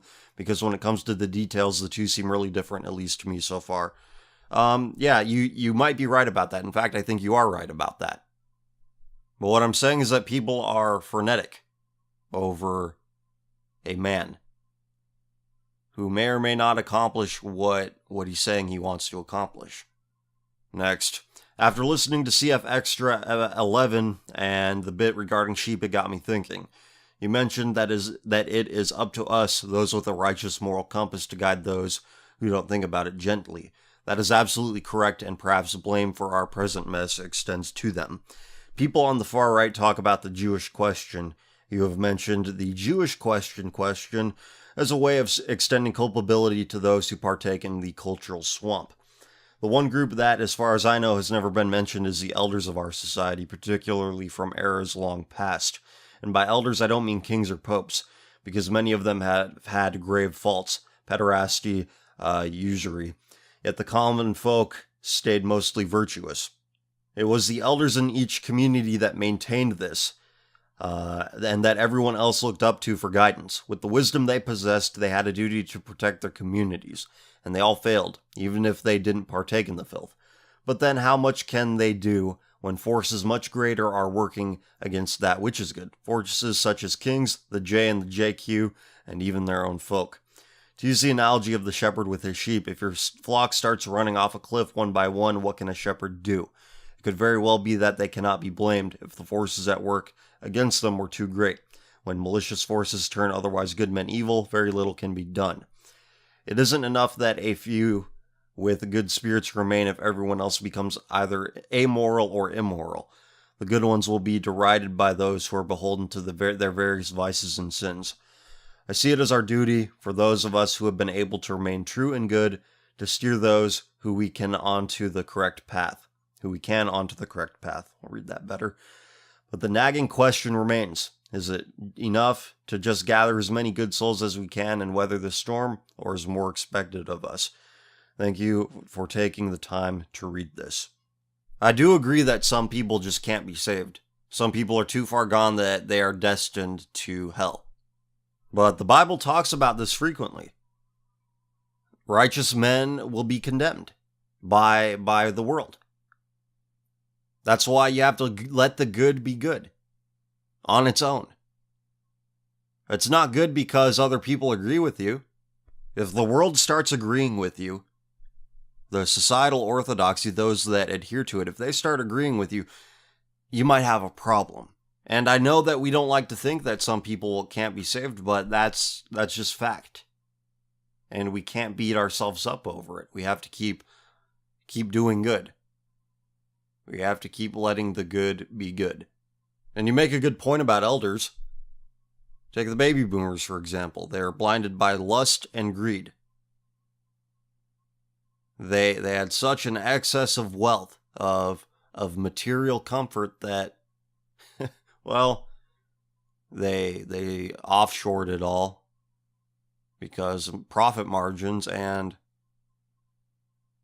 birth control, free love, the sexual revolution. We're living in the massive crater created by that. They knew the lay of the land, but they decided, nah, I'm going to bring my sheep near this cliff anyway. And that's where that analogy breaks down. Good shepherds, they know the lay of the land. They wouldn't even come anywhere near a cliff. And as for the question, it doesn't hurt to gather good souls. But oftentimes you have to fight in order to bring that good out in people. And it's difficult to figure out. While you're fighting to bring out the good in somebody, it's easy to start thinking maybe there's no good to be had. Which is why patience is important. You need patience. I mean, at a certain point, patience is just foolish, but you got to give people the benefit of the doubt sometimes. All right, it is getting pretty late, so we'll do Reddit questions, and we'll see where we are from there. Hey, CF, have one of the creatures featured on your Vine marathons ever seen one and contacted you about them? Also, if you happen to be tasked with fixing everything, i.e. being in charge of the country, what would the first orders be? I don't like questions like that. They're too open-ended. And as I said earlier, you can't legislate our problems away. There's really nothing that can be done on that front as far as I can tell. And as for have one of the creatures on the Vine marathon ever contacted me, no. And I wish that other people wouldn't. I really wish that, because I'm not trying to out them personally. I'm using their creations to make a point about the society we live in and what our fellow man values. What future generations value. What we'll be seeing in the workplace. The world is already catering to these people. And just imagine how much more they'll be catered to in a decade. If you told me in 2005 this stuff would be prevalent, I'd be like, what the hell is this stuff? What are they talking about? I wouldn't know what they're talking about. I'm not using these Vine marathons to get at these people to make them angry. I'm making a point about the world we live in. In other words, nothing personal. That's it. Next. Before I start, I just wanted to let you know I put the bong down. I figured it's just not a good idea to be all apathetic and weed dude all the time, and you're partly to thank for it. Well, I'm glad to hear that. Yeah, everybody needs to put the bong down. Anyway, how do you feel about shows like The Daily Show / Colbert Report and other comedy show based around current events? I think the people who do those shows don't really have any genuine opinions about anything. They just smugly read, oh yeah, my writers gave this to me. This seems funny. This is what I'll go with. I really think that they have no idea the stuff they're talking about. The only TV I follow is wrestling, so. But yeah, the hosts of those shows, they're not to be trusted. They're not to be followed, and they just don't. Keep a wall between you and them. Hey CF, I was the guy who made the shitpost on Tumblrista about Tumblristas about autistic people being a natural warrior class. Sorry if you took that seriously. Look, if you're gonna say something, please be serious. I know it's very difficult. We live in a very ironic culture, but you know what? Let's start being sincere about things. I'm not doing an almost 2-hour show to be insincere and to be jokey and I'm just kidding. It was all a ruse. Let your yes be yes, let your yes be yes, and your no be no. It's very simple. I think I'll add a question here now that I think about it. What do you think about the thought that the USA was degenerate since its inception? Don't know if you've talked about this before. I actually have said stuff that would fall in this category of opinion. The founders of our country were traitors to the crown, and they didn't really replace it with anything else. They just created a system in which people can worship in their own way without paying taxes to a state church, which the founding fathers were not, they were all deist, I think.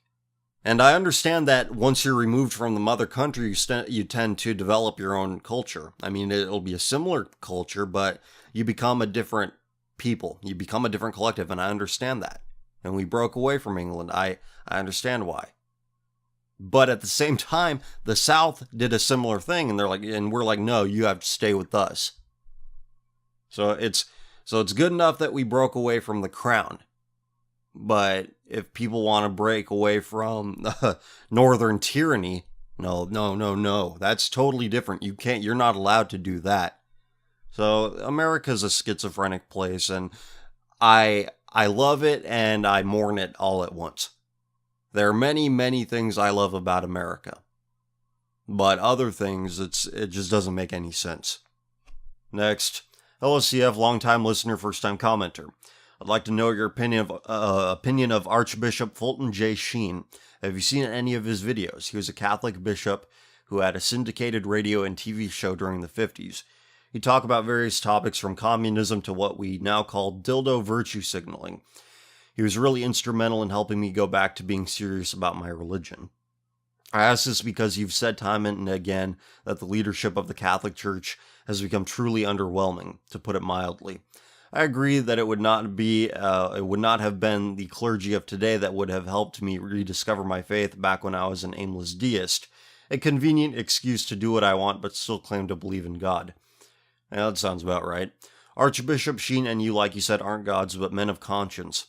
And I find similarities between the two of you very striking, which is another reason why I ask you about him. I wish you for the best, and I will pray for your good health and strength to soldier on. Well, I appreciate that very much, and God bless you. But I actually have not heard of Archbishop Sheen, so I'll make a note of that. I will check out some of his work. Sounds good. Next, how do you keep the society we live in from poisoning you to the point where nihilism takes over? In the most recent episode of Common Filth Radio, I could feel a great deal of stress and anger in your voice. I can understand why you would be so upset, but looking at this stuff so consistently would make it extremely hard for me. I was just wondering how you deal with it at the end of the day. Also, do you like video games? And if so, what video games do you like playing? Thank you for reading my comment. God bless. And somebody said desensitization is probably it. No, because I still feel hurt when I gather content to make that show. I still feel bad for the people who are in this, who live in this abyss, who have made this abyss their home. But I deal with it by not letting it follow me around. When I do it, I'm in the zone, and then when I'm done with it, I leave it. I go live my life. There are people in my life I enjoy having in it, and I live well for their sake. And for my sake as well, but if I didn't have anybody in my life, well, I think I'd probably be a little bit more self-destructive. You gotta have reasons to keep on an even keel. And, yeah, it's hard to do this, but I enjoy doing it. and I think that there's a value in it. So this is why I do it every week, or at least close to it. But thank you for the question. Next, hey CF, I'm quite new to your stuff and I like it much. I would like to know when/how you got saved, became a Christian. Also, although I really appreciate you speaking God's truth to people, I believe you cuss too much. Didn't mean to verbally attack you, just admonish you as a brother in Christ. I hope God works great things through you. Yeah, I do. It's not a verbal attack, it's a valid criticism. So I do use profane language too much, but there's no buts. I use it as a crutch. It's not good, and I shouldn't do it. Next, do you think that man can be redeemed, or is he forever doomed to his sins in this modern world? Only if he is a proud sinner. Again, repentance. Repentance is very important. There can be no forgiveness without repentance. If you want that forgiveness, repent. It's not that difficult. I mean, I guess for some people it is because they've built their lives around proud sinning. Also, PAWS, Pokemon PAWS Loads Edition or Pokemon Med-Resistant AIDS Edition. Have a nice day. Let's go PAWS Loads. Let's go with the original. What do you mean by the I don't put any faith in man thing? You use this to explain how you can deal looking at all the filth you see on a daily basis. On one hand, I totally get it. I see liberal-minded people going on about how X restored their faith in humanity and how science will extend their lives for years and allow them to colonize the stars with their VR waifu, virtual reality waifu, and cure their AIDS and whatever other utopian ideas they have. On the other hand, I don't see how it makes what they do any less despicable. Even if you go in expecting the worst, I would still be upset even knowing full well that it wouldn't be pleasant, kind of like how I can go to war knowing it's going to be brutal. I have no faith that it will be anything other than terrible, and it still makes me feel awful. How do you not feel awful too, CF? Also, I know you don't put any faith in man, or put faith in man. Obviously, man is fallible. But how do you reconcile that with people that have some good in them, and at least try to be good?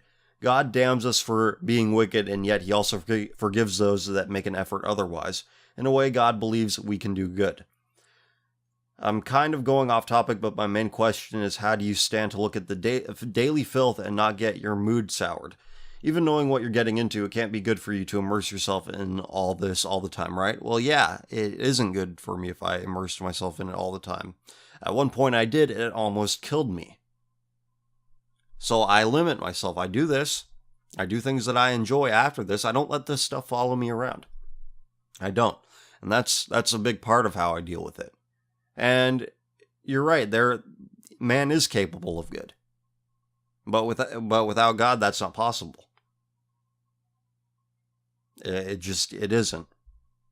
And I let the good be good. I don't worship man's actions. I just say, yeah, that's good. That brought some positivity to the world. That had a positive effect on the world. And I leave it at that. There's nothing more to be said. You don't need to be like, wow, isn't that so great, trying to put it into a grander context. Just let it be. Let it be good. That's that. Wow, that's good. Not like, oh, faith in humanity restored. Why do you want to be on this emotional roller coaster? Are you that desperate to feel something? Not you specifically, but the people that say, faith in humanity restored, faith in humanity ruined. I hate that. Stupid. And there's a really good reply that I would like to read. People are saved or damned by what they love, because that is what they will chase after. Chase after God, and even if your body and the whole world falls apart, you will get God. Chase anything else and you may fulfill those dreams and ambitions. Maybe not. You'll still end up in the grave, but apart from God. Trying to be good is not the same as being good. Having some good in people is not the same as being good either. It is a continual struggle, and to fight the good fight until the end, to fall and to get back up again, and to die a good death by dying in God's good grace. Then you can say if a person is good, because the person has lived his life, you can see the complete context and then judge his deeds, and you will know him by the fruits he has borne. Matthew 7:16. No matter how holy you thought you were, if you died in sin, then you damn yourself because you prove that you love something else more than God. Then God sends the wicked to hell out of his mercy, because God is so offensive to the wicked that he would rather be in the farthest place from God than to have let go of a short, pleasurable, temporary life. Truly, the severity of God comes from the justice of God. The justice of God flows out of his mercy.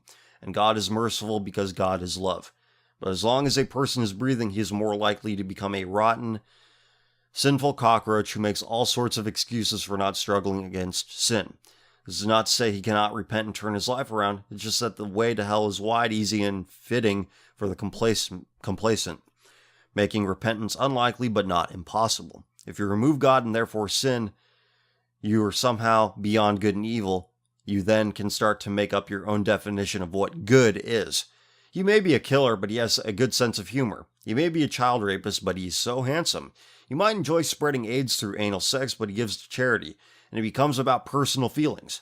And like I said earlier, your feelings are wrong. You're not entitled to act upon your feelings.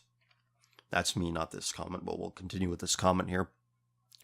If a person disagrees with another person's definition of good, then you either end up coercing others to follow good or be apathetic, even if it brings about great evil.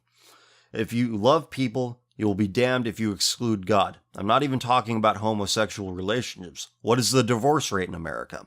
Excellent point. They might have genuinely believed that they love each other. This is amazing. I did not read this comment before I was talking about using, divorce rates in the context that I was using them in. But this fits in perfectly with what I was talking about earlier. They might have genuinely believed that they loved each other, but how God-fearing were they, that they end up becoming self-serving in their relationships? Do you think that homosexuals who fight for their marriage don't think they love each other? Will they go so far as to fashion a God that reinforces and supports their understanding of love, but because it is truly devoid of God, then such constructs and rationalizations dissipate, and then love becomes mutable based on the whim of the person. In this case, you have POZ pigs, pedophiles, waifu, and even antinatalism. Alternatively, Scripture says, "Those who claim to love God but hate their brother is a liar." 1 John 4:20. CF does what he does, I suspect, not because of feelings of superiority of his ego, but because he participates in the labor of salvation, like any non-parasitic Christian should, in any way he can. No, he alone won't save you, and he went out of his way to dispel this delusion, but he can help you work it out for yourself, even if it means going through the most vile, degenerate, soul-destroying filth that people engage in. Thank you so much for this comment. This is from Johan P. Thank you very much for leaving that. That is an excellent comment. That is one for the books. So, again, brilliant. Next. Hey CF, I just started listening to Common Filth Radio recently and loving every second of it. So thanks for what you do. Well, thank you for listening. Thank you very much. It would not be possible without you. I've been going through all of your Vine marathons recently and made me ponder something. All this bullshit these kids label themselves in the Vine marathons, transgender, fluid, aromantic, etc., is probably only going to become more commonplace and mainstream as time goes on, the same way homosexuality has become mainstream. And it's a function of that all these things are becoming more prevalent, like gender fluid, aromantic. They want to be gay without actually, engaging in it. They want a loophole. They want to exploit it. Look, I'm gay, but look, I can be this kind of gay. It's their fault, by the way. Whenever somebody says, this makes real gay people look bad, I'm so sick of hearing real X, real Y, actual X, actual Y. It's so dumb. And I'm too tired to explain why, and I need to get through this, but it's just, no, the X, Y. It just means that they behave in the same way, it's just that they're less obnoxious about it, is what I can decipher from that attitude. So dumb. I fear for the future. Even if one raises their children the right way, the school system, pop culture, and whatever else could end up tainting them and putting these sick ideas in their heads. So I ask you this, what would you do if one of your children ended up like one of those Vine marathon kids? I would mock them mercilessly. And maybe that's a sin, but that's what I would do. And then I'd have to realize, oh shit, that's wrong. I shouldn't be doing that. I don't know, because if they became like that, I would have made many mistakes along the way, such as letting the television raise them or letting smartphones raise them. So honestly, I would probably do the wrong thing if one of my children ended up like one of those in the Vine Marathon. Or those in the Vine Marathon, rather. What are your views on Orthodox Christianity and its church? It's been my religion since I was born, and I'm interested to hear a Protestant/Catholic's view on this, or on us, rather. I know Orthodox Christians, and I like what Orthodox Christians do. Russian Orthodox churches are something I've been wanting to check out, and I really need to. I need to get on that. No more excuses. Next, I know you have disdain for many people in the music industry because most of them are druggies and degenerates. How do you feel about drug use when it comes to others making musics? I'm degrading here. Are their intentions for altering their mind more valid than your standard cartoon/video game addicted pothead? No. I've never heard music that was made better by druggies or being a druggie. You know, mentally impairing yourself, altering the chemical state of your brain, it doesn't make you create good music. I've never seen that, and I say this because I'm a trained musician myself. It's like I've had drinks before. I couldn't play while having drinks. I could not play music well with something as I guess mild as alcohol. So I just don't understand. And I think that's how jazz came about. Not how, but a lot of jazz guys are heroin addicts. So I just don't get it. I don't understand. It's like, why play shitty when you can play good? I mean, the choice is kind of clear to me, but apparently not to anybody else, or everybody else rather. And can you still enjoy music made by people you disagree fundamentally with? I know a lot of artists from the past use drugs a lot, and does that make the art any less valid to you? Thanks, Common. Put the bong down, Filth. I listen to a lot of music, or at least I used to, by people I did not like on a personal level, or who I thought I would not like on a personal level. The more I know about an artist, the less likely I am to continue listening to them. I think that artists need to be more professional and just focus on their art rather than trying to convince people of their politics and views on religion. It's embarrassing because I've never heard a musician with an clearly articulated worldview on politics or religion. They're all a bunch of dumbasses. They watch too much TV like the rest of the people they sell their shit to. And I do mean filth. They're crap. They're garbage.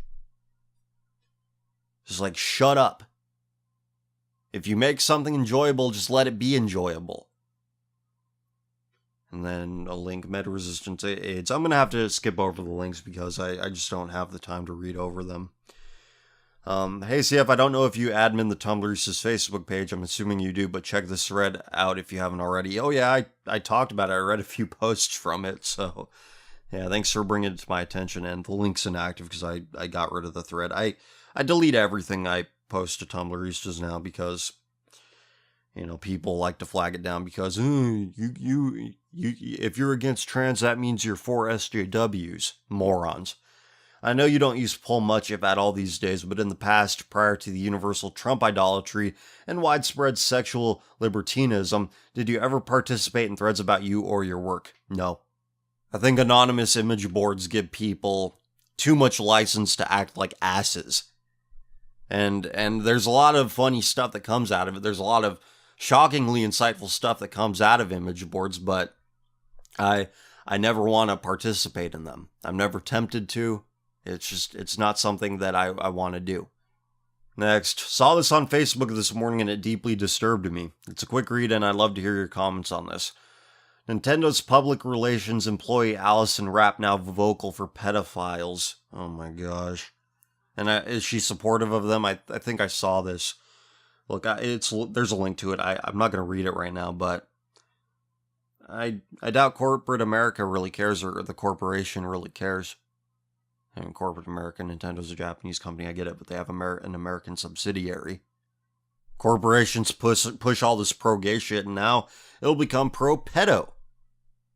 Pro-pedo. Yeah, we gotta get the pedo dollar. There's, not the petrodollar, the pedo dollar. Yeah, we gotta get that one, and they'll be like, okay, the shareholders are like that. It'll boost our earnings per share by 1/10 of a cent. Yeah, sure. And what do you think of Ron Paul and Rand Paul? I don't. I don't think of anybody anymore that's involved with politics. It's gonna do what it's gonna do, and I'm sure that there are decent people who love America. I give them no thought anymore. Once upon a time I did, but there's very few days go by where I think of Ron Paul. So with that being said, I think this is the longest episode I've ever done. Let's give her a pat on the back here. Very nice, long episode. Give yourself a round of applause. Very nice. I know that clap probably doesn't sound right, so let's try this one. There, that's a better one. Yeah, thank you for listening. Thank you for sending in questions, and thanks for everything. Of course, Common Filth Extra episode 12 out now. Check that out. It's a good one, and I will talk to you later. Grown, ain't I? The skinny nigga with the fro to the slightly bigger nigga who's a killer with the flow. Went from YouTube beats and SoundCloud, nigga. The only difference now is that I found Twitter. Fuck it, it's struggle rap, man. They never see the trouble that I'm going through. The way I sing, they think I live in bubble wrap. Fuck all that, even though I'm on some poppin' shit. With my niggas as my witness, I'm a nigga who can spit. Don't believe me? Overlooking my potential, I'm that poet to a phone, that POZ to a pencil. My mental is similar to that of a lion, and I'm the king of